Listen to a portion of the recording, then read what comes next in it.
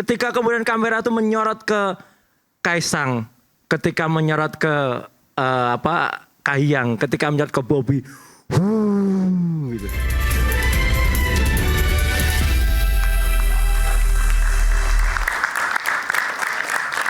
Dan sampailah pada sesi akhir, pernyataan penutup. Saya agak bingung memberikan siapa yang pertama. Tapi karena yang paling sedikit ngomong yang pertama tadi, Bung Hensa. Silakan. Ya, terima kasih Mas Aiman. Kami sebagai rakyat hari ini terhibur ya. Kita tepuk tangan yang meriah untuk rakyat bersuara. Wah. Tapi kalau tadi saya dibisiki harus menyampaikan beberapa hal, saya akan menyampaikan 2 hal tentang pidato Pak Prabowo pada saat pelantikan.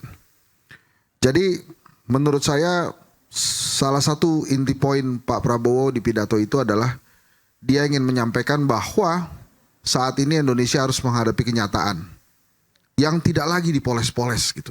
Jadi ibaratnya pencitraan Pak Jokowi 10 tahun itu selesai dalam pidatonya Pak Prabowo 1 jam. Dia bicara tentang ya kita boleh bangga kalau kurang lebihnya begitu ya. Kalau kita masuk sebagai anggota G20, sebagai kekuatan ke-16 ekonomi terbesar di dunia. Tapi kalau rakyatnya masih miskin, buat apa? Itu keren banget loh. Terus dia sampaikan juga untuk kedua kalinya saya dengar tentang kemiskinan bahwa bila rakyat kita usia 70 tahun masih mengayuh beca, itu belum merdeka. Sebelumnya dia tulis semuanya itu dalam buku Paradoks Indonesia. Negara Indonesia kaya tapi rakyatnya banyak yang miskin. Nah sekarang setelah acara Aiman ini mudah-mudahan kita bisa lihat bagaimana Pak Prabowo dan para menterinya menerjemahkan si paradoks Indonesia itu supaya Indonesia lebih baik kondisinya. Tapi yang paling luar biasa menurut saya, selesai pelantikan Pak Prabowo kan naik Garuda Maung tuh ya. Itu seperti ingin bercerita tentang mobil nasional. Kalau saya membuat mobil nasional yang namanya Garuda Maung, ada barangnya. Tidak seperti mobil nasional yang 10 tahun sebelumnya diceritakan. Itu luar biasa Pak Prabowo. Jadi saya harus memberikan kesempatan kepada Pak Prabowo dan kabinetnya untuk menjalankan pemerintahan dan kabinetnya. Bila Anda masih ingin terus berdebat tadi, silakan. Masih ada waktu. Makasih Aiman. Bang Ade, Anda mau jawab itu? Silakan. Sekalian closing statement. Oke, kalau saya nggak mau jawab. Oke. Udah bagus banget soalnya ya. Cuman kalau saya closing statementnya adalah malam ini saya merasa bahwa yang dituduhkan terhadap Pak Mulyono ini, Pak Jokowi, memang tidak ada bukti-buktinya, tidak ada landasan-landasan empirisnya. Saya menolak sama sekali untuk menerima tuduhan bahwa apa yang dialami oleh Bung Roy Suryo itu mastermind-nya adalah Pak Jokowi.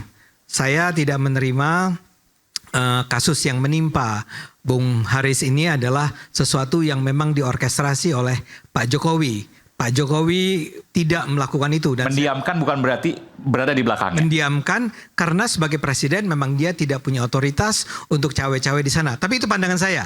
Ya, saya tidak percaya bahwa Pak Jokowi abusing his power untuk menindas masyarakatnya. Dan saya juga di dalam hal ini merasa bahwa saya tidak ingin mengatakan, tidak terbukti bahwa di belakang gugatan 201 miliar terhadap diri saya karena saya membela Bu Megawati, itu sebetulnya di belakangnya adalah Bu Mega sendiri. Saya akan mengatakan bahwa gugatan tersebut memang datang dari Pak Hasto, Pak Yasona Lawli, yang saya nggak tahu apa alasannya, tapi dia berusaha membungkam saya untuk berekspresi. Jadi dengan kata lain, memang hari ini kita agak pindah nih dari judul aslinya. Tapi kan dari tadi kita bicara tentang Jokowi versus kaum pembenci Jokowi ya. Dalam hal ini saya mengatakan bahwa kita menerima, kami sebagai para pendukung Jokowi kalau betul ya, kami pendukung Jokowi akan mengatakan bahwa kami hormati Anda. Tidak ada masalah bahwa Anda menuduh Jokowi seperti itu. Tapi kami percaya Jokowi jauh lebih baik dari itu. Yang terpenting sekarang adalah ke depan seperti Bung Henry Satrio. Singkatannya Hensat ya. Hensa. Bung Hensat mengatakan, oke, yang terpenting adalah sekarang Pak Prabowo tidak mengulang Anda menyebutnya kebohongan atau apa tadi ya? Enggak. Itu tadi ucapannya udah keren banget, gak bisa diulang. Ya, oke. Ya udah, saya anggap penutup dari Bung Hensat tadi itu udah keren banget. Terima kasih. Oke, baik. Terima kasih Bang. Sama-sama Salemba School soalnya kita. Oke, kalau saya begini, jadi apa yang sudah terjadi kemarin biarkanlah juga. Maksudnya biarkanlah tuh bukan tidak dituntut, Mas. Termasuk saya mau tanya Mas Roy. Mas Roy 9 bulan, 9 bulan betul ya? 9 bulan. 9 bulan di penjara, Mas Roy maafkan Pak Jokowi. Kalau memang Mas Roy punya keyakinan Pak Jokowi dari belakangnya. Ini kan soal keyakinan ya. Ya. Mas Roy maafin nggak? Biarkan rakyat nanti yang menjawab. Oke. Ya. Biarkan rakyat yang menjawab. Dan jawaban rakyat itu kemarin juga jelas banget. Karena ada yang yakin loh itu Pak Jokowi atau bukan. Mas Roy yakin. Karena jawaban itu jelas banget kemarin di gedung kura-kura. Baru kali ini loh Mas Aiman. Ketika pelantikan presiden dan disaksikan oleh wakil-wakil dari negara-negara tetangga. Ketika disebutkan inilah wakil presiden. Ketika kemudian kamera itu menyorot ke Kaisang. Ketika menyorot ke Kahiyang. Ketika menyorot ke Bobi. Gitu. Jadi itu jawaban dari rakyat. Itu clear banget gitu. Ya udah, biarkan nanti nasib yang Kan dialami. parlemen di sana bukan rakyat. Kenapa? Wakil rakyat. Wakil rakyat Tapi justru. wakil rakyat yang mana itu kan pertanyaan juga. Wakil rakyatnya itu mewakili rakyat kan. Jadi clear. Oke, tapi gini, yang jelas saya juga ingin agar ke depan pemerintahan Pak Prabowo itu tidak ada lagi orang yang berhasil membuktikan dengan detail, dengan ilmiah. Seperti dulu saya membuktikan di sini, Mas Aiman, ketika saya duduk di kursinya Mas Hensat itu, saya membuktikan detail, Mas Ade, rute perjalanannya si Kaisang, ya, detail pesawatnya, rute siapapun dan itu semua lengkap, gitu. Dan itu tidak terbantahkan sampai dengan sekarang, itu belum diusut. Dan saya tidak ingin tiba-tiba orang yang memberikan ilmu dengan pengetahuan, dengan saintifik semacam itu tiba-tiba dilaporkan oleh orang-orang yang gak jelas lagi. Itu jangan sampai terjadi lagi di eranya Pak Prabowo. Artinya tiba-tiba ada kelompok bau tanah, kelompok berani mati gitu. Nah itu. Jadi kalau tadi dikatakan ayo buktikan, oke. Fufu-fafa sudah terbukti 99,9 dan itu scientific. Itu ilmiah, clear. Saya membuktikan dengan baik dengan metode sosial technical atau dengan pure technical. Dan itu ada semua. Dan netizen plus 62 pun sudah mengujinya. Bahkan sudah clear itu nomor handphonenya Gibran Rakabuming Raka yang didaftarkan pada saat dia mendaftar untuk wali kota Solo. Kalau masih itu dibiarkan sampai dengan sekarang, ya masyarakat bisa menilai bagaimana pemerintahan Pak Prabowo ke depan. Gitu aja. Jadi hanya saja saya hormat kepada Pak Prabowo kalau beliau apalagi tidak menggunakan cara-cara seperti rezim yang lalu. Ketika ada korban-korban menggunakan tangan-tangan invisible hand untuk kemudian menjerat orang-orang kayak Haris Azhar, Edi Mulyadi, dan lain-lain sebagainya. Jadi ilmiah jawab dengan ilmiah, pengetahuan jawab dengan pengetahuan, bukan otak dijawab dengan otot. Itu aja. Terima kasih. Baik. Bung Indra, silakan. Dari pidato kebangsaan Pak Prabowo, banyak sekali hal-hal luar biasa yang kita dengar.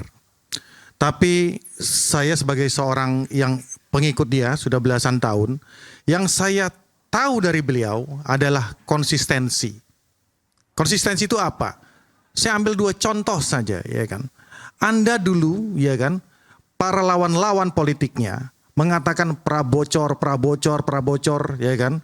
Di mana paradoks Indonesia sebagai ideologi beliau, pattern ideologi beliau, di mana ini tidak boleh kebocoran ini ada, sumber daya dan sebagainya, itu konsistensinya diimplementasikan dia. Dalam Perpres terbaru bahwa Kementerian Keuangan langsung di bawah Presiden. Sangat strategik sekali. Itu bahwa menghindari kebocoran tadi yang... Yes. Oke. Jadi tidak ada layer lagi. Ya. Kementerian Keuangan langsung ke gua. Biar apa? Segala macam. Pajak. Ya, bea cukai. Langsung ke gua. Nggak ada layer-layer lagi yang main-main di situ. Bukan Ya Menko ya padahal. Langsung. Ya, langsung melalui Perpres. Ya. Itu konsistensi. Yang kedua, hal yang kecil tapi orang kadang nggak ngeh kemarin.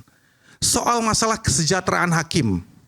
Orang mungkin ketika Pak Dasko telepon ke beliau dan langsung di loudspeaker pada saat itu, wah orang seperti, wah gila Pak Prabowo, hebat segala macam. Itu tidak tiba-tiba bos. 2014, 2019, 2024 selalu kesejahteraan daripada aparat ya penegak hukum ideologi beliau. Konsistensi penting bagi para para pemimpin, dan itu harus kita teladani, termasuk kita yang di sini. Nilai-nilai itu yang kita akan pelajari. Bukan begitu, Bang Adian? Oke, baik. Silakan Bang Adian. Bang Adian tuh mau Prof dulu? Oke, baik. Oke. Silakan. Saya aja lagi. Kalau pada nggak mau, ya silakan. Silakan Bang Adian. Ya, di tempat ini sangat demokratis. Walaupun kemudian saya menjadi bersalah bukan karena saya mencuri, bukan karena saya mengambil hak orang lain, bukan karena saya menindas orang lain, cuma karena tidak menggunakan contoh yang digunakan. Dalam konteks contoh itulah kemudian saya salah, saya tidak konsisten pada nilai-nilai yang saya perjuangkan. Kenapa? Karena tidak pakai contoh gua. Yeah. Karena contoh lu cuma Haris Azhar, karena contoh lu cuma, tapi nggak apa-apa. Ini dinamika di mana kita sama-sama mendewasakan.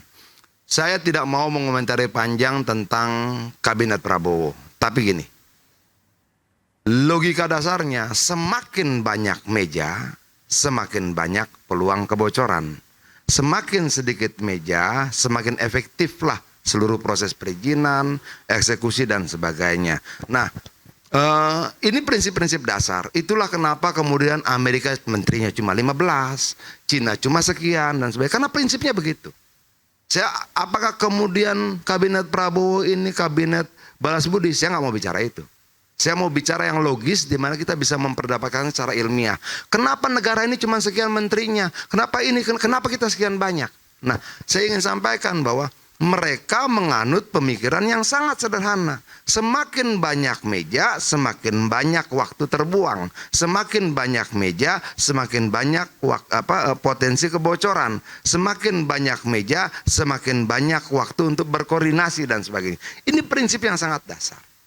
Oke, apakah kemudian kabinet akan berjalan efektif? Saya berharap efektif. Karena bagaimanapun juga produk kabinet inilah yang akan kemudian diterima oleh rakyat.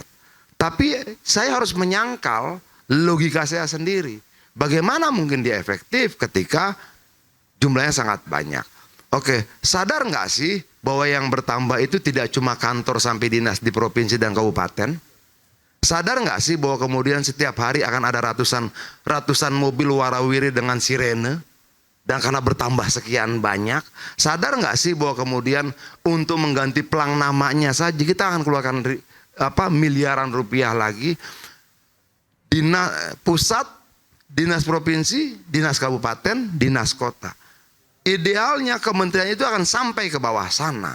Artinya akan ada banyak sekali tempat dibeli, dibayar oleh negara, akan ada kepala dinas dan itu pengeluaran baru. Nah, saya berharap tim Prabowo sudah menghitung itu semua. Kenapa? Pada ujungnya yang akan menanggung adalah rakyat dengan pajaknya. Karena 82% APBN kita kalau tidak salah itu dari pajak rakyat. Itu loh. Nah, ujung itulah yang kemudian harus kita jaga. Apakah akan terjadi seperti itu? Saya nggak tahu. Tapi kalau misalnya ada teman-teman di Gerindra, teman-teman di lingkaran Prabowo, tolong hitung baik-baik. Itu loh, hitung baik-baik. Kenapa? Gede banget anggarannya. Di Jawa Barat ada 27 kabupaten kota. Apakah seluruh kementerian baru itu harus membangun dinas di tiap kabupaten kota itu? Ada 400 sekian kabupaten kota. Artinya kan ada 400 sekian tempat. Mejanya bagaimana itu dihitung dong. Dihitung. Gajinya bagaimana itu dihitung. Semoga saya salah. Karena kalau saya benar menyedihkan buat rakyat. Semoga tim kajian Prabowo benar. Sehingga itu baik buat rakyat. Terima kasih. Oke. Pak Pandi silakan. Ya, saya ingin menyambung apa yang disampaikan oleh Bung Hensat. Ya. Hensa. Jadi ada satu poin yang menurut saya sangat penting ya dari pidato Pak Prabowo pada saat pelantikan, yaitu upaya untuk mengentaskan kemiskinan. Mengentaskan kemiskinan itu tidak bisa dicapai dengan cara membagi-bagi sembako, ya, membagi-bagi bantuan tunai. Karena kemiskinan yang ada pada saat ini itu berdimensi struktural. Jadi orang tidak bisa keluar dari kemiskinan kalau hanya sekedar bagi sembako. Ya. harus ditempuh cara yang lebih sistematis ya, lebih terprogram. Dan saya pikir ya, saat ini koperasi harus diberdayakan ya. Saya bertolak dari pengalaman melihat nasib nelayan di Kepulauan Riau. Kebetulan saya 16 tahun bekerja di Kepulauan Riau ya. Dan saya lihat potensi perikanan sebagai contoh saja ya di Kepulauan Riau itu bisa dimaksimalkan dengan mengoptimalkan kehadiran koperasi nelayan. Oke, ini untuk kemiskinan ya Mas? Ini kemiskinan. Jadi satu sisi bahwa tidak bisa hanya bagi sembako, bagi BLT, harus ada upaya-upaya yang lebih struktural.